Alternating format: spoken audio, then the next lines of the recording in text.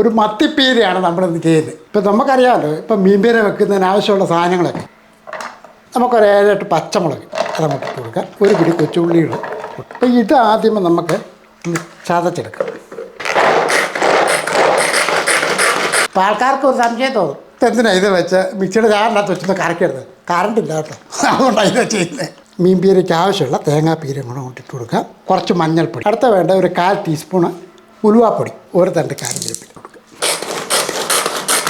ഒരു മൺചട്ടി എടുത്തിട്ട് ആ ചട്ടിക്കകത്തോട്ട് ഈ റെഡിയാക്കി വെച്ചിരിക്കുന്ന ഐറ്റങ്ങളെല്ലാം ഇട്ട് കൊടുക്കുക. ഈ ജാറിനകത്തോട്ട് നമുക്ക് ഒരല്പം വെള്ളം ഒഴിച്ച് അതോടെ ഒഴിച്ച് കൊടുക്കുക.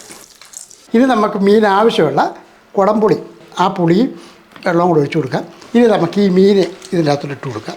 ഒരു 1/2 ടീസ്പൂണ് കുരുമുളക് പൊടിയല്ല, ജസ്റ്റ് ഒന്ന് കല്ല് വെച്ചൊന്ന് ഇടിച്ച് പൊടിച്ചാണ്. ഉപ്പ് പൊടിയും കൂടി ഇട്ട് കൊടുക്കാം.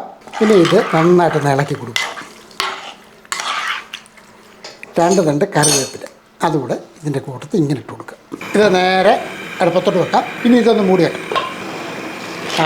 മതി, നല്ലപോലെ തിളയായിട്ടുണ്ട്. ഇതേപോലെ ഒന്ന് കറക്കി ഒന്നുകൂടെ നടപ്പത്ത് വെക്കണം. എന്താ പറയുക, നമ്മൾ പറഞ്ഞില്ല നല്ല തോര വറ്റിച്ചെടുക്കാൻ, അതേപോലെ നല്ല തോര വറ്റിച്ചെടുക്കണം. ഇതിൻ്റെ അകത്തോട്ട് കുറച്ച് വെളിച്ചെണ്ണയും കൂടി ഒഴിക്കും. ഇനി നമുക്ക് ഒന്നുകൂടെ ഒന്ന് മൂടി വെക്കുകയാണ്.